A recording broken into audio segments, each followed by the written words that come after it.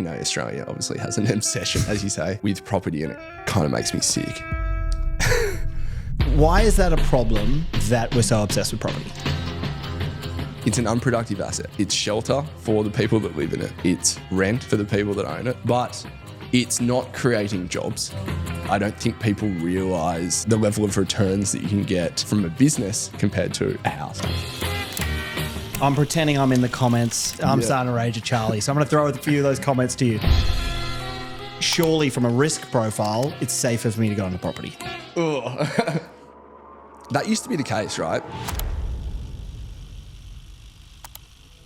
The thing that I've been thinking about is like the mentality. We don't deal well with cringe. We've got like a slur for people that try hard. But trying hard is critical to get ahead if you're a young person, because things aren't handed to you the way they were. Australians are used to deferring to higher levels of authority. That means that we often take experts at face value, but I think Australians would do better to sort of question why things are the way they are. Overarching question, is Australia a good place to start a business? Welcome to The Fat. My name is Frank Reef, and I started this podcast after I sold a business for $180 million with my two brothers. It's part of my mission to raise $1 million for Children's Cancer Institute by writing a cookbook called Eat With Purpose. In this series, I'm going to bring different types of founders on for you can share in their journeys and their lessons and insights. I'm also going to bring on guests who are in the middle of scaling their business. I want to make sure the challenges are relative to you and make sure you can take insights that you can use in each and every day in your business. I hope you enjoy. Charlie Gearside, co-founder of Eucalyptus. Welcome to Chew the Fat. Frank, thank you. Mate, I'm excited for today, I tell you what. Let's start here for the audience. Like, what do we need to know about your childhood that made you the person you are today? Ooh, going a way back there. I think I had a pretty normal Australian sort of suburban upbringing. Dad was an artist. Still is, I guess. You never really give that up. Mum, a teacher, went to a public school, spent half my time in the bush, creative, but always thought that I needed to have an office job to sort of be an adult. And it's sort of taken me like 35 years to realise that the creativity is what it's about. So yeah, I would say normal, great Australian upbringing. Very fond memories of Australia through that sort of 90s, hashtag 90s kid. Yeah, the golden days. Yeah. The golden eras. And for those that don't know, obviously Koala, Eucalyptus, amazing companies. Can you give us a bit of a snapshot of the journey between those businesses? Yeah. So I was always into computers. But there was a period in my life where advertising and sort of marketing was the attractive thing to me. I think I watched too many episodes of Mad Men. And I was like, advertising's, the place I want to be. And so early in my life, I was building websites, decided I wanted to go into advertising, worked really hard there and burnt out. And I was driving through Surrey Hills one day and saw the Koala office. So Koala, a mattress company, but doesn't look anything like a mattress company. I mean, the office itself was tiny, signaling that it was an online business. I was like, okay, there's something cool here. And so I got a job at Koala as a sort of front-end web developer. How big was the team at that time? About a dozen. Okay. So cool. Danny and Mitch, the founders of Koala, had been in it for over a year. And sort of, they'd YOLO'd it. It was the peak of Facebook ads back then, early days, before the big brands were spending money on Facebook ads. So you get a lot of impressions for cheap. Danny and Mitch had built a really amazing sort of simple supply chain that allowed them to grow quickly. And I got in there as a front-end web developer, got sacked from being on the tools pretty quickly, wasn't much of a coder, and then thrust into sort of a creative role. And I guess that was the start of 2 years at Koala that sort of just opened my eyes to like brand building and sort of business, I suppose. And then it was to jump to connect the dots to Eucalyptus. It was seeing what Danny and Mitch had built at Koala gave Tim, my business partner who was at Koala, Alexi, and later Benny, the three blokes I would start Eucalyptus with, it sort of gave us the confidence that, hey, we're not that different. We can have a crack ourselves. And so we did have a crack. We started Eucalyptus, and that was nearly 7 years ago. Yeah. You know what's really interesting? You said there, like, we're not that different. I think that's one of those like really important, cool revelations that when you've been exposed to the right place or the right people, you get to have that. You know, when you have those, you know, you might put someone on a pedestal, and then you get to meet some of these people, whether it be millionaires, billionaires, or whatever, or built cool companies or cool creators, whatever it is, and you go like, oh, you're a normal person, and like you have the same like fears and all of those kind of things. Like, oh, I can do that. And like just being in the right places to be exposed to that, I think is like a super important thing to have. Totally. So talk to me about like, you know, we won't get into the numbers of Eucalyptus and stuff like that, but you know, from an outsider's perspective, it's quite obvious. A pretty monumental rise over those 7 years. And I think one of the through lines as I look at Koala and as I look at Eucalyptus is like, it feels like a really strong like brand and marketing play. Like, what are the biggest lessons that you learned and implemented that could help the audience of like how you guys were able to position those brands? Yeah. I think that the obvious one that comes to mind is that it's great having the best product in the world, but if no one's using it or no one's talking about it, it doesn't matter. So it was this distribution first mindset that when you combine it with a really interesting brand and perspective about the world, you can have a lot of fun and you can cut through the absolute. Like, no, you know, I think the stats about advertising, and this is someone who used to be in advertising making, you know, billboards for Combank and all that stuff, is I think 90% of ads are just ignored. You imagine the amount of money companies waste on advertising. Just being in that 3%, being clear, having a perspective, really, it was just a lot of fun it was a goal worth pursuing. So that sort of got us into all sorts of trouble at Koala with our advertising. I nearly got fired from Koala in my first 2 weeks for I wrote a radio ad about Jesus going to sleep on a koala mattress and waking up 3 days later for Easter, and really upset the Christian community in like northwestern Sydney. It's literally the Bible Belt of Australia. Yeah, sorry, I know you got a big listenership there, so apologies in advance. But yeah, it was sort of like, okay, you can have some fun, you can build the brand, and then being so connected to like writing the ads and then being in the Shopify dashboard the same day or the next day. It's like that feedback loop that I wasn't getting in advertising. I was like, cool. Holy shit. Like you can do things. Yeah, it was nuts. That's really, it's super interesting. And I think that's one of the really cool, unique things about like the e-com play is that immediate feedback loop. You know, the immediate feedback loop of being able to connect a single piece of creative to like, you know, immense throughput on the particular channel.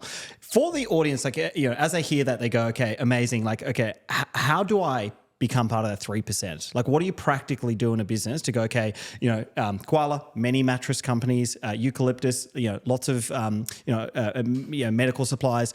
How do I become that brand that then finds that 3% spot? Yeah. I think people, it's so easy to overthink, right?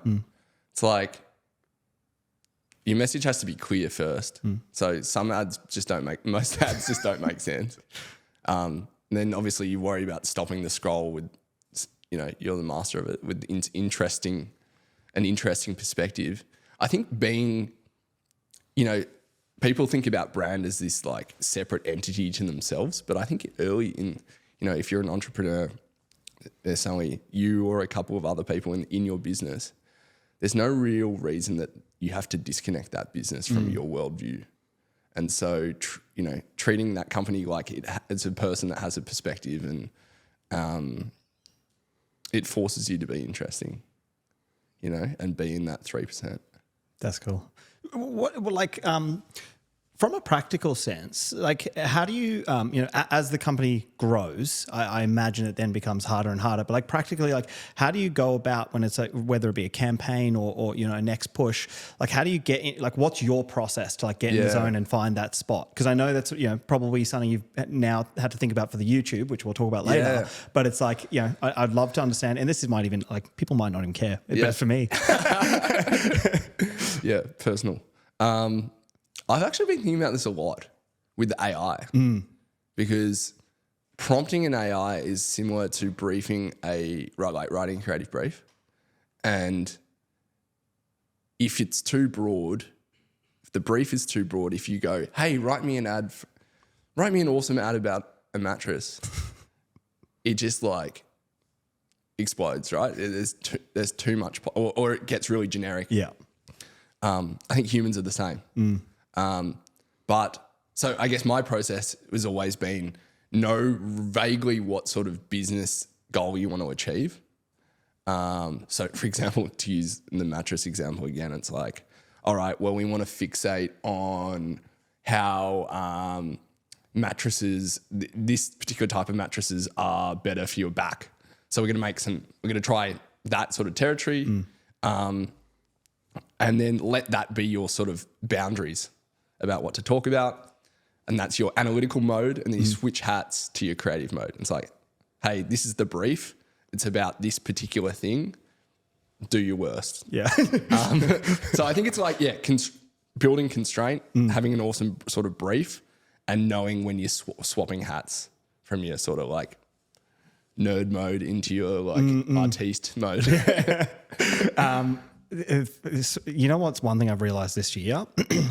I don't think for whatever reason, I've never experienced this, but now this idea of like swapping hats from that creative to that analytical has become something that I find incredibly hard. Like if I've spent let's say the whole morning on that creative zone and then I go into a job interview into something that's like, it has to be more logical, like my brain, like to cognitively switch is like fucking really, really hard. So like my process now is I've very, very much had to like find like what are the right times in the day to have that right creative energy. Yeah. And then, essentially try and block out that time and not try and switch because it's like a constantly back and forth switching. It's like really, really hard to actually get anything like magic out. Totally. I've seen your like day in the lives. The context switching is like, it looks tough.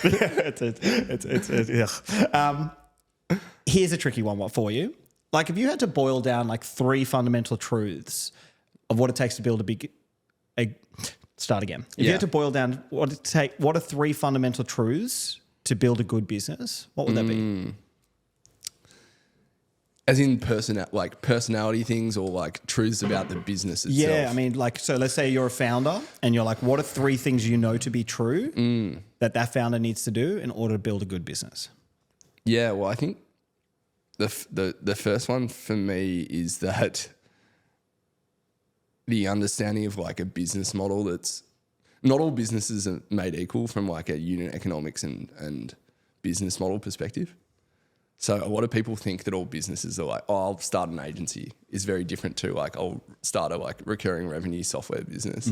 But people don't really know that at the start. So it's like, I think knowing what shape of business you have is like a critical step. Knowing that, I think that the other thing is a lot of people, particularly, I think we have a tendency to do this in Australia, is to not want to disrupt. So like things have been, we certainly experienced this at Eucalyptus where the medical community are like, well, you can't do that because that's the way things have always been done. And most people don't dig past that. But I think a founder needs the ability to like dig through the no's, dig through it's not viable. It's the way it's always been done. And that's where the gold is under there. And that's like the act of disrupting. And then in terms of the third one, I think timing is what comes to mind. It's like there are so many great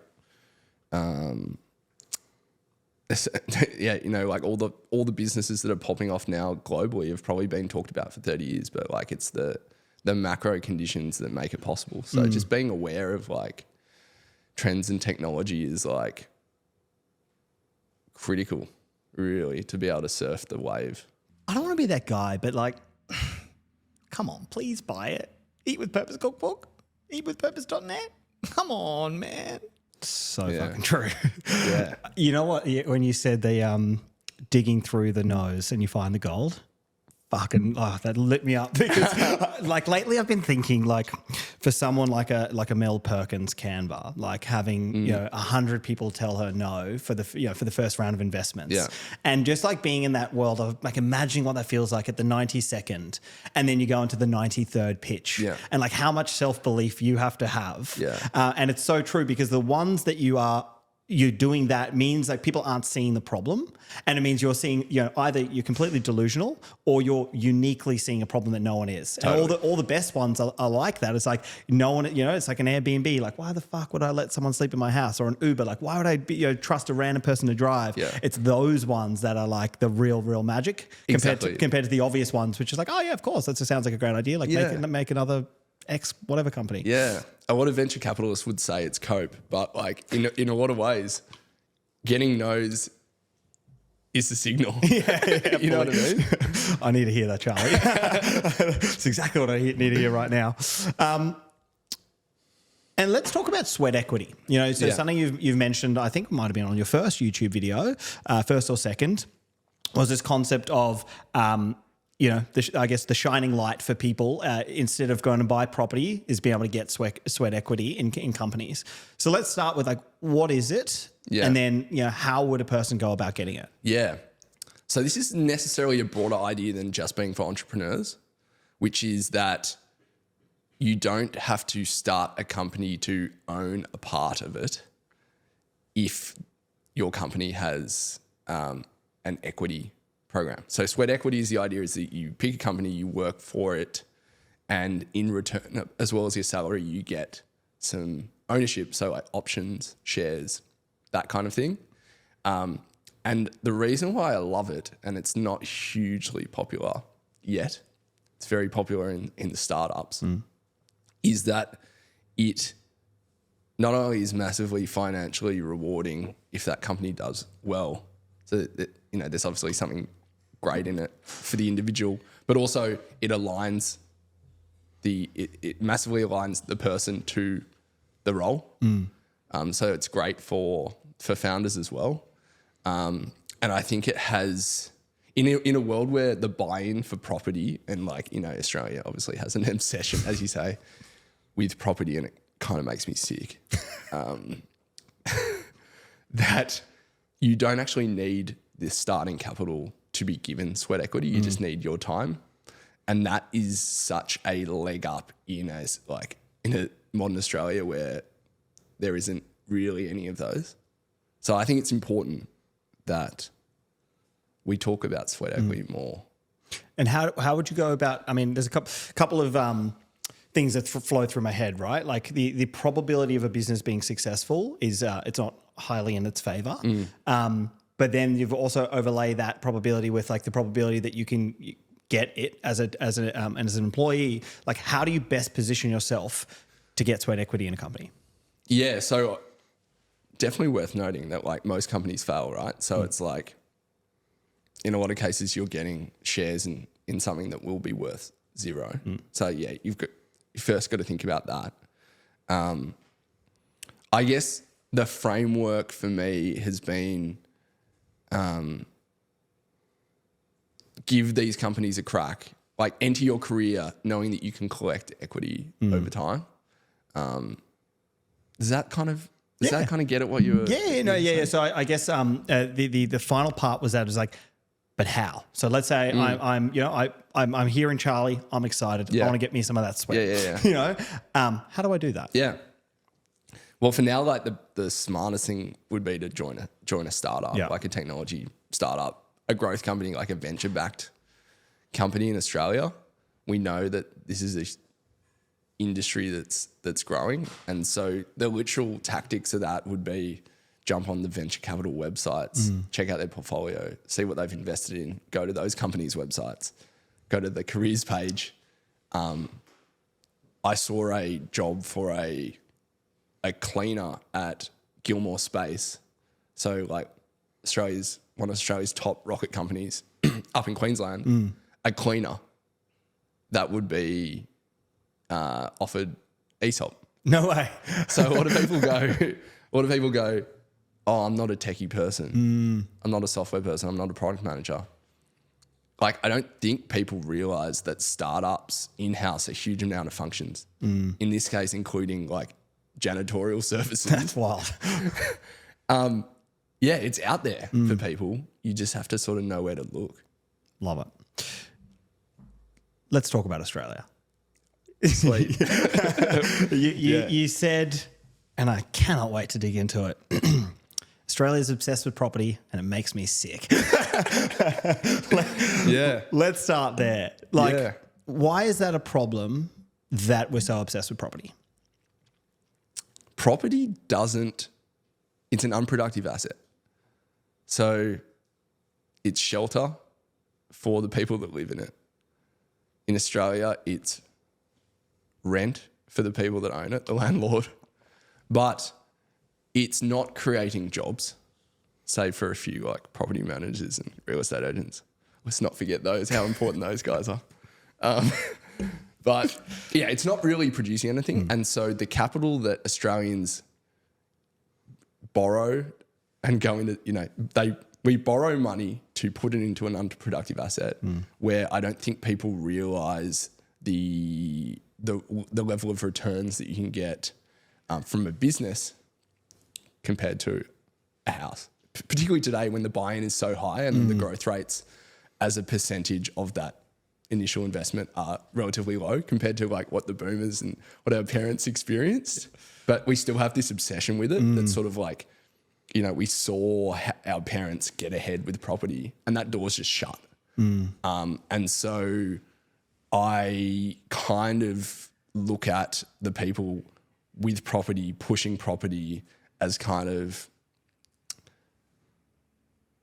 I wouldn't say undeserving in a way because you don't know everyone's individual scenario, but it's not really serving society as a whole.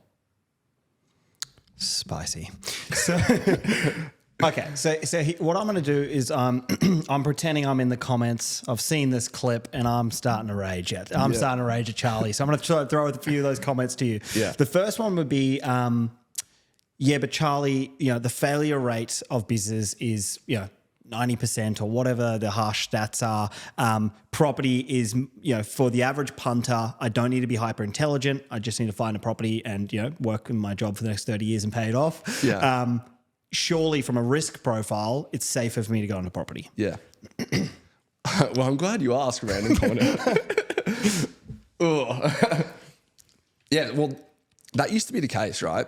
So the calculus has changed now. I actually ran the numbers on this and I've got a video for the YouTube channel in the next week or so that sort of deals with this. Love. But if you take like a $200,000 house deposit and you compare it to a $200,000 investment in yourself where you pay yourself a $75,000 a year salary, so probably take a little bit of a pay cut. You give yourself 2 years and you have $50,000 to spend on inventory or software tools or prototypes. You can actually have multiple cracks at a business. So you can have like 4 6-month cracks in 2 years. And yes, the fail rate of business is like, did you say 70%? Well, something like that. Yeah, something people throw around numbers. Yeah. The problem with that definition is that like, that's if you go all in on the same business for like an extended period of time. It's like, yep, I'm starting my cafe on the corner. And if it's like, you know pretty quickly if no one's coming in there, right? So I don't think it really takes into account this idea of like, what they used to call pivoting. And so you can change your idea and adapt so many times in 2 years, not to mention the compounding growth throughout. And also it's worth mentioning it's never been easier to start a company, right? With like contract manufacturers and AI and cheap content creation tools and social media and Facebook ads and whatever. So the costs of having multiple cracks is so low, the cost of housing is so high that this is the first time in history I think the calculus is like crossed over. That's interesting. Yeah. I like that. It's Jark and I, my brother, for those who don't know, probably would know. We've talked about this a lot, right? It's this idea of like 90% of businesses fail in the first 5 years. And like I would love to unpack that to find out, like you're alluding to there, like find out a bit more about that, because how many of those are just like, when someone sets up an ABN, like has that triggered, like it's a business started, like in the last 3 months, Jacques and I have set up 7 ABNs with all these different, companies. Shell companies, Cayman Islands. Can someone check these guys out? In Australia, not Cayman. And so like how much of that is skewing the data?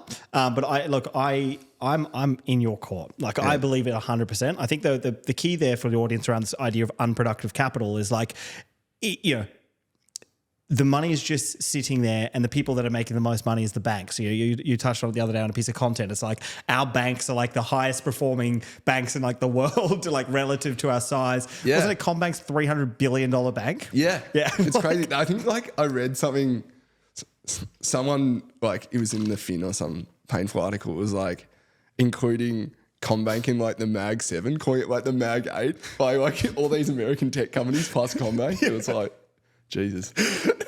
So like I couldn't agree more. And right now I reckon it's the golden age of starting a business. Yeah. Like I don't know how long the window is going to be open for, but like what you have the ability to do and how quickly you can do it is crazy. Yeah. I'll give you a really cool example that hit my desk last week.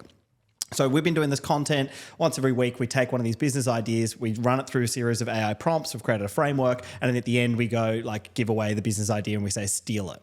And so we did one which was protein gummies, and it was just like in 60 seconds show you, and then gave away the prompts. I got an email last week and someone said, "Hey, I just want to reach out, let you know I've taken the idea. We're in manufacturing right now, and in the next couple of weeks we'll be launching the market." Crazy. And I was like, fuck, that's cool. Yeah, and that is amazing. And everything from like, because it's a really good starting position. Now the brand's not like the best brand ever, but to your point, like if you put yourself in this like a 2-year time box and you go, cool, I'm going to pay myself a very little amount of money, and then like how do I not spend shitloads of money on the branding and all that kind of stuff? You can kind of actually get up and running for like almost nothing, like really with what's available. And it's only going to get better. Like over the next 12 months, right now, like let's say example, like ChatGPT to create a brand is the worst it's ever going to be. Exactly. And in 12 months, it's going to be like unreal. And like I'm brushing shoulders and meeting really like lots of young people building like pretty crazy businesses in a small period of time. Like there's a guy we know, 22 years old. His business now generating 2.5 million ARR, started 8 months ago, and it's an AI agency. So it's like, how do I help a business set up AI using AI agents in their thing? Yeah. The cool thing there is like, well, the knowledge right now is everything's so new. So you can't be like, I've got 10 years of experience. Like you can literally be like, I've got 4 months of experience, and you're like at the precipice of the knowledge. Yeah. It's young people today are just like the generation coming through are just going to be absolute psychos when it comes to that. Yeah. So overarching question, is Australia a good place to start a business? I believe so. You get a lot of people saying, move to San Francisco, that kind of shit, move to America, it's better. And there's no doubt that it is. America is an awesome place to start a company. It's also highly competitive. Mm-hmm. Australia, the normal thing is to not. And so our population may not be massive, but there is plenty of blue ocean, so to speak, when it comes to starting things. And there's always the option to go overseas later. So I think it's also an awesome place to live. So I'm a big Australian maxi, even though it might not seem like it sometimes. Yeah. And like from like how things are set up, like what are the things that do hold founders and businesses back from the way Australia is set up? I think you had a video about this the other day. It was, I mean, there's obviously the structural things, right? You know, the regulation, the hoops you have to jump through. I think the thing that I've been thinking about is like the mentality that's holding us back. We don't deal well with cringe in Australia. But, you know, we've got like a slur for people that try hard, right? It's like you're a try hard. But trying hard is critical these days to get ahead if you're a young person, because things aren't handed to you the way they were for the boomers. So we all need to try hard and embrace our cringe. Thankfully, neither you or I seem to have a problem with that. Me cringe? What are you talking about, Charlie? and then the other thing is the other thing is this. I think it's a very like, as a colonial outpost, Australians are used to deferring to higher levels of authority, and that means that we often take experts at face value. And if someone says something's not viable, you know, it could be like a high-speed rail, or it could be you in a meeting and someone telling you why your idea won't work. People go, oh, it's not viable, and that's sort of the end of it. But I think Australians would do better to sort of question why things are the way they are, and realise that, you know, we haven't been around for that long. We don't necessarily have the traditions that prevent us from doing anything. So there's like, those two things stand out to me as like things that hold us back, but like opportunities at the same time, you know? 100%. Like, let's put you in the position that you can make it change. What are the first things you're doing?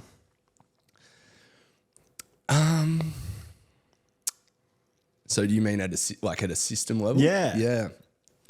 I think there's a whole bunch of different things you could do. The one that's interesting at the moment is this idea that how do you sort of, I think it needs to be a grassroots thing. So how do we empower people to start businesses and get sort of innovation going again, get job creation going again? And so encouraging ESOP, so sweat equity, encouraging that to be more of a thing. Super was like, I'm a big believer that super was important for Australia. It was an important reform back from Keating in the 90s. And that ESOP could be a version of that, forcing companies to carve out a portion of their business, whether that's like ownership in the enterprise value or some kind of profit share, will be great to sort of get Australians interested in business and sort of exposed to the upside financially. That's interesting. Yeah. So that's pretty early stages, that idea. So I expect a few armchair economists to come at us with that one. What else? The other one that's sort of interesting to me is less grassroots, but it's more the quality of our politicians is so low. Like, I don't know about how you felt after the last election, but it was like Albo or Dutton. It's like two really low grade options. And I was like, it dawned on me that like we're not fishing in the right talent pool. All our best people are like working at, you know, running Macquarie Bank or coaching footy teams. And instead we get people that like climbed the greasy pole for 30 years, survived in their parties, and then sort of are content on 230 grand a year because it's their life's calling to work in politics. I think we need to pay politicians $1 million a year and get the best candidates. And then I think you'll have some like trickle down effects of like, what are people that actually know how to run systems? If we have them up the top, what's the impact further down? So yeah, I'd come at it from two ends. Love that. It is such an interesting thought, right? The whole idea, like I heard when I heard you talk about this idea of paying a politician $1 million, you could feel the one side of the argument, like, what? Because then they'll get into it because they're greedy. But like, I'm like, no, like like show me the incentive and I'll show you the outcome. And if the incentive is like you're a weapon best in class at being a leader, we could go get millions of dollars somewhere and like to pay someone $230 at $230,000, which is great, awesome salary, but like you're running a country. Yeah. Like it should be like one of the highest, most rewarding things you can do. And rather than like the rewards coming in like the backdoor kind of, this kind of reward where I'll scratch a couple of backs and then at the end, on the other end here, I'll sit on a nice couple of boards. Yeah. Exactly. And get paid sweet salaries. Like literally you're seeing the incentive and you're seeing the outcome of what that incentive is doing. It's crazy, isn't it? It's like the behavior the behavior that we're incentivizing. And it's like, I think it has a lot to do with Australia's, we're sort of embarrassed to want to receive money. We're embarrassed to sort of win. We think that if people are doing things, if people are going into politics, they should be doing it out of the kindness of their heart. But like, why can't they do it out of the kindness of their heart and also make it an easy decision when they're like dealing with their family shit and their sort of aspirations for looking after their family from a financial perspective? We have to get over that. Yeah, money's not necessarily the driver for people. It's just like, it just helps grease the decision. Yeah, absolutely. Yeah. Can we change it? Like, one of the things you mentioned there, you said, I'm not sure how you felt about the politics as it. I'll be really honest with Australian politics. I've just not paid attention. Yeah. And the reason why is, and I could get roasted for this, but it's just like after seeing a series of like, people get like, if this person gets in, things change. And then after enough time, you're like, nothing has changed. Yeah, like, you realise it's the same. Yeah, right? nothing has changed. And like, I know some people in certain businesses, and you hear some of the stuff in terms of like labor and, having people in the unions that are full bikie gang members and all that kind of stuff. And you're like, and so I almost just don't pay attention because I'm like, either way, it's just gonna be the same shit. And so my question is, I mean, I don't think that's a very helpful way of thinking. And I think that's probably part of the problem is everybody thinks like that. But can it change? I think it's really hard, but you need to believe that we can make like structural changes that like turn things around. So like there's been governments, like a cynic would say that like you need war or like civil war or something like really gnarly to actually affect like mass scale change. That's a kind of scary idea to me. We don't want that.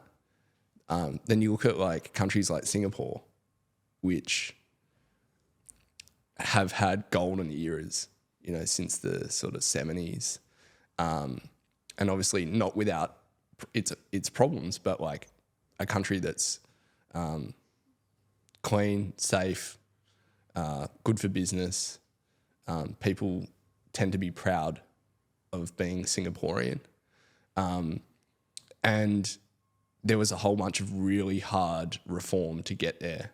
And so I look at countries like Singapore and go, I think Australia needs that really hard reform, but it's going to take like some bold people in charge. And like that $1 million politician, pay politicians $1 million idea, no politician is going to like put that forward.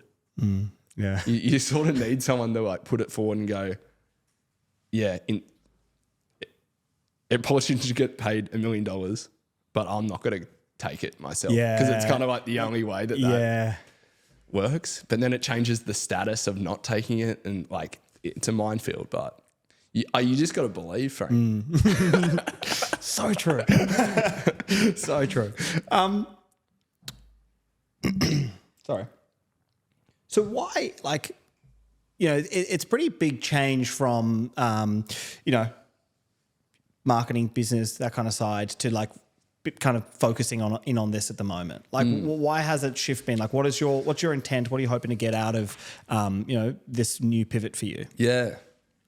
I think part of it is just when you feel like you understand a secret about the world that's underrated, you kind of want to let people in on that secret. And I sort of stumbled upon, I had a normal upbringing, relatively normal career and sort of stumbled upon business and sweat equity. And it's been really good for me. And so when you see that young people struggling to get a house and disenfranchised about how they feel about work and business in the world, it's like, well, maybe this will work. Maybe my experience is useful. And so I guess I'm just treating it like that. Now that I've sort of stepped away from eucalyptus, I'm like, have a bit of creative freedom to explore things and not put too grand a design on it and just sort of like follow my nose a little bit, you know? Love that. Yeah. I think this is one of the things that I love. There's like, it's probably no secret.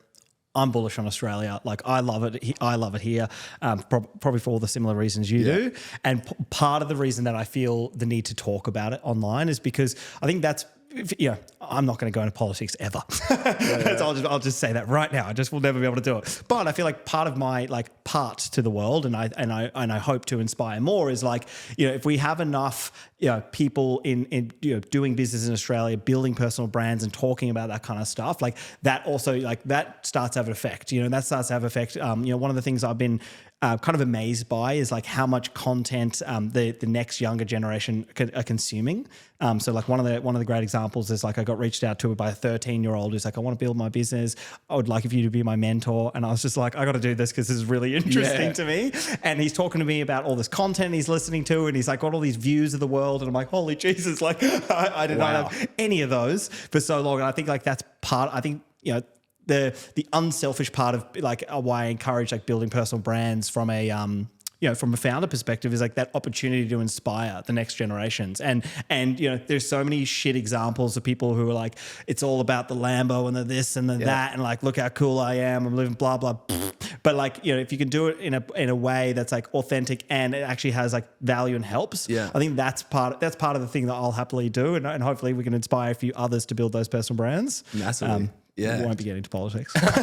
No, I mean, like, that's the thing is like, you got me thinking, it's like there is a link between building a business. It's an underrated link between building a business and improving, like contributing to society. And it's like, yes, you're financially looking after yourself and that's great. And everyone needs to look after their sort of, put their face mask on first or oxygen mask on first when the plane's crashing. That's scary. But once you've done that, it's like you can bring everyone up with you with new technologies, innovations, like new jobs. You're paying heaps of tax. Like in a way, business is an underrated social contribution. Hugely. Yeah. Hugely. I had a comment yesterday, and it would have been from Australian, which is like, don't you find it a bit greedy that you guys sold for 180 mil and now you're building another business? And like, isn't that very greedy that you're looking for more money? And I think there's part of that problem with the mentality is it's a zero-sum game. And the zero-sum game is like, if I build a successful company, it means others can't. Yeah. But it's like, it just doesn't work like that. Like if you build a new product, you are, generating revenue for taxes, you're employing people, you're doing all of these things. There's actually, the game is abundant. It doesn't have to be like I win, you lose kind of thing. Yeah. And I think that's that's part of that mentality and mind shift that has to change. Yeah. I mean, businesses only capture like a tiny fraction of the value that they create, really. Yeah. And founders even a smaller fraction. So let's, as we round it off, let's bring it back to the business side. Like, what does it look like in the future for Charlie? I think I want to start another company.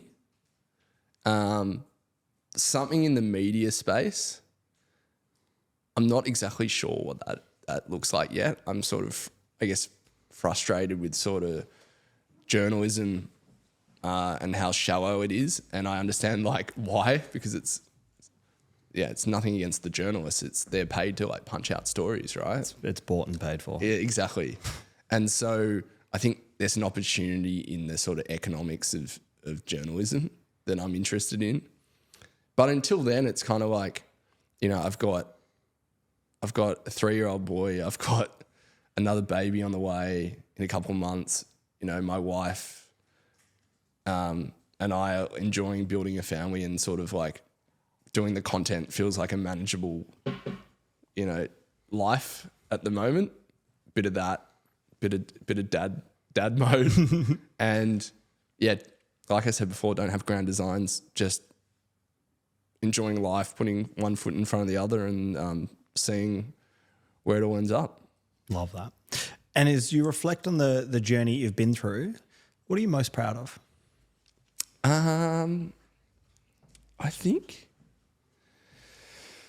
it's easy to zoom out here, but I'll probably keep it tactical. I think eucalyptus, that journey, very painful journey.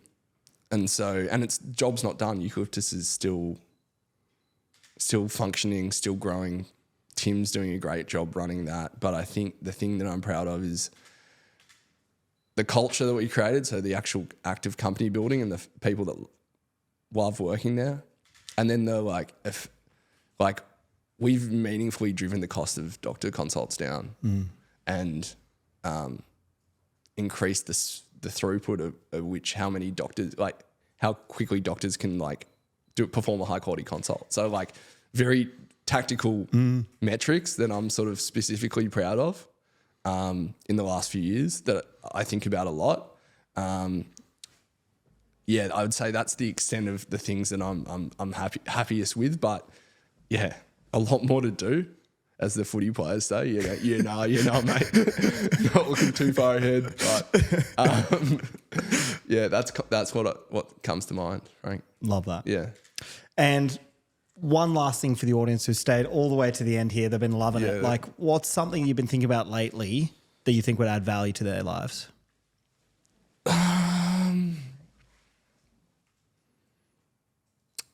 What have I been thinking about lately? Yeah, the easy answer is AI, but I thought your post about having the conversations in the car, I don't know if it was you, Kai, or who was in the car when you guys were having that conversation, but just